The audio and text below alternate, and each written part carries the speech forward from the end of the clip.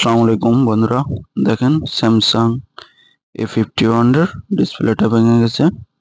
এখন আমি এটার ডিসপ্লেটা চেঞ্জ করব। এটা মার্কেটের অরিজিনাল ডিসপ্লে, এইচকে বলা হয় এই দেশে, কম দামি, অরিজিনাল না। তো আমি এখন এটা চেঞ্জ করে দেব। দেখেন খুব সুন্দরভাবে খুলে নিয়েছি ব্যাক কভারটা, কারণ ব্যাক কভারটা খোলার সময় খুব সেনসিটিভ, রং চটে যায়, নষ্ট হয়ে যায়, সেজন্য খুব ভালোভাবে কেয়ারলি খুলতে হবে। খুলে মোটরের সাহায্যে স্ক্রুগুলো খুলে নিচ্ছি। যে সিমটা এটা খুলে নেব। খুলে এবার আমি বডিটা খুলে নেব। যেটা আমি উইথ ফ্রেম ডিসপ্লে চেঞ্জ করব, ফ্রেম সহকারে। ফিঙ্গারপ্রিন্ট কাজ করবে না এটাতে। মার্কেটের হাই কোয়ালিটি ডিসপ্লে, অরিজিনাল না। এই ডিসপ্লেগুলো অরিজিনাল অনেক দাম হয়, প্রায়। যে ব্যাটারিটা খুলে নিলাম। এই যে দেখেন ডিসপ্লেটা আনবক্স করে নিচ্ছে। যে ফ্রেম সহকারে ডিসপ্লে।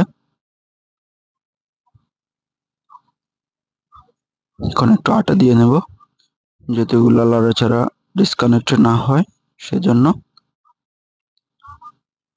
যে দেখেন ব্যাটারিটা সোজা করে নিচ্ছি। সোজা করে বসিয়ে নিলাম। ভাইব্রেটর মোটরটা বসিয়ে নেব। এবার স্পিকারটা, হেয়ার স্পিকারটা খুব ভালোভাবে লাগিয়ে নেব, না হলে সাউন্ড অ্যাকুরেট কাজ করবে না। যে তিনটে স্ক্রু আছে, ফিঙ্গারপ্রিন্ট কেবলের দুটা আর একটা মাদারবোর্ডের। অনেকে স্ক্রু লাগাইতে স্মরণ থাকে না, স্ক্রু ছাড়াই ফিটিং করে। তো স্ক্রুগুলা লাগানোই বেটার, যেহেতু ডিসকানেক্ট বা লড়াছড়া না করে, অ্যাকুরেটলি থাকে, সেজন্য। যে অ্যান্টেনার কেবলটা লাগিয়ে নিলাম, লাগিয়ে ব্যাটারি কেবলটা দিয়ে দিলাম। এবার আমি বডিটা লাগিয়ে নেব। ফ্রেমওয়ালা ডিসপ্লে চেঞ্জ করা একবার ইজি, আর বিশেষ করে স্যামসাং এর কোনো ঝামেলাই থাকে না। যে দেখেন অন হয়ে গেছে ফোনটা। এবার আমি স্ক্রুগুলো একে একে সবগুলা লাগিয়ে নেব মোটরের সাহায্যে। খুব সুন্দরভাবে লাগিয়ে নিচ্ছি স্ক্রুগুলা।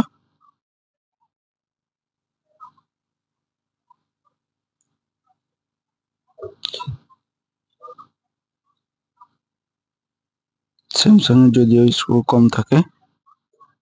সবগুলাই লাগিয়ে নিলাম, হয়ে গেল আমার স্ক্রু লাগানো। এবার আমি ক্যামেরা গ্লাসটা লাগিয়ে নেব।